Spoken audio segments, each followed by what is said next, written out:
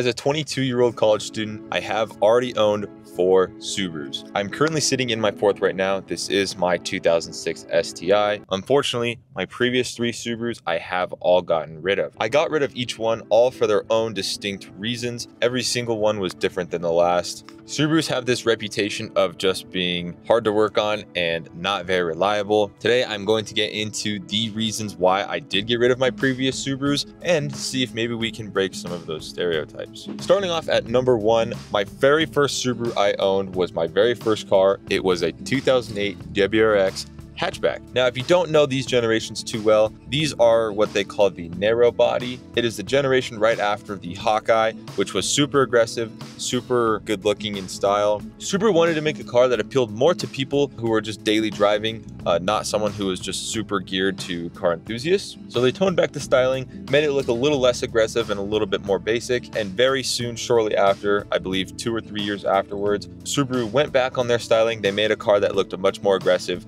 But for those 2 years, those narrow body hatchbacks were not very popular and not many people bought them. But as a 16-year-old kid, I did not really care like what it looked like. I still thought it looked really good. I was much more interested in the power. It still came with that 2.5-liter block with the turbo. The one that I bought actually had a NVIDIA downpipe, an NVIDIA catback, and a Grimspeed intercooler.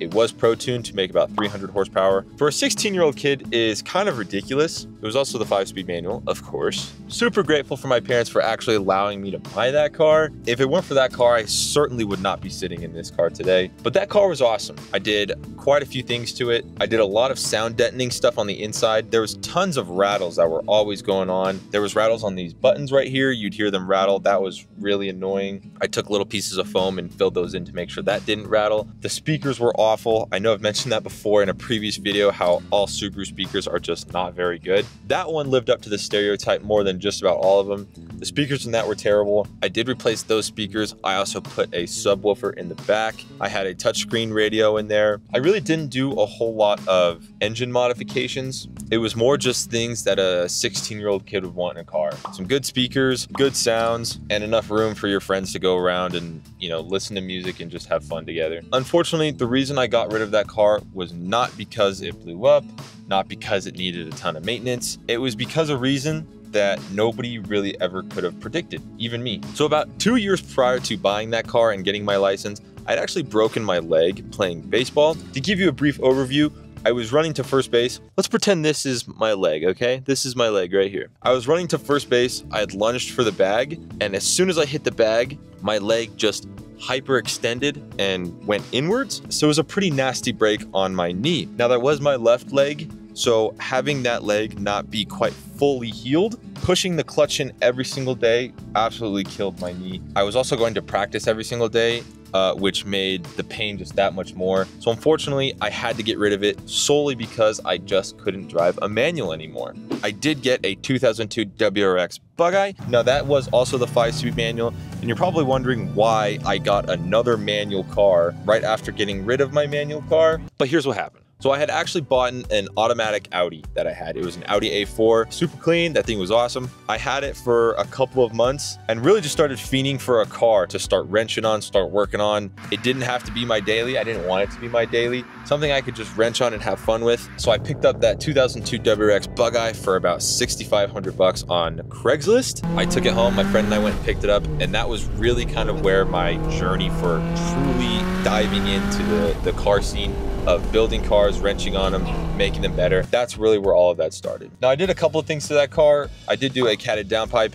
It was a week away, 1 week away from getting pro-tuned. Unfortunately, something out of my control also happened. So at the time I was living in an apartment with my mom. The car was parked in the parking lot. I strategically parked it in a back corner where no one could see it. Like, you couldn't see it from the road. To actually get to the car, you had to go all the way through the parking lot, and it was in the very back. Unfortunately, this part of the parking lot did not have any cameras. I woke up the next morning. I literally went to go film a video for you guys.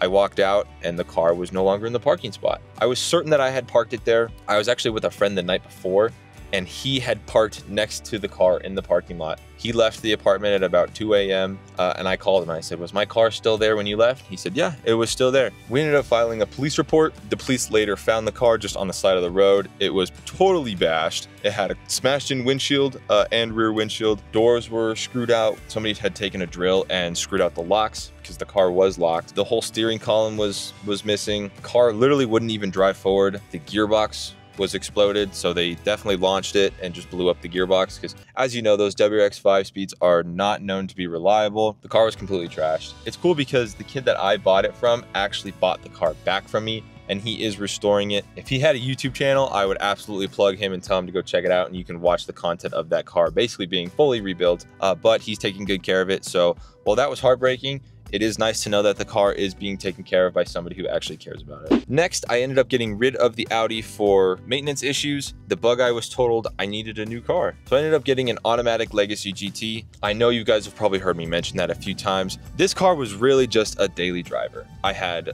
a muffler delete on it. I did replace the speakers on the inside because the speakers were terrible. But other than that, it was just a daily driver. It took me to and from Kentucky where I was in school, and it did really good. I put probably 50,000 miles on it. It drove me across the country multiple times. I believe I had it about 3 years, and it did really good by me. Now, I literally just sold that car a couple of months ago. I knew I was going to be graduating, so I didn't have the time to have two cars. Now, what I did not mention was in between owning that car, I actually did pick up this 2006 STI. I was fiending for it just like I was the first time. I was fiending for that manual gearbox, working on it, wrenching on it, making it faster in any way possible. I found this on Facebook for a really good deal, and I picked this up. Now, after graduating, I knew I couldn't have two cars. I decided to give it a try again, see if my leg was healed enough. You would think after 6 or 8 years, it would probably be healed enough. I decided to sell the Legacy GT, make this my full-time daily driver, and I do not regret it at all. Thankfully, my leg has been holding up and this car has been great. I'm sure you thought at the beginning of the video,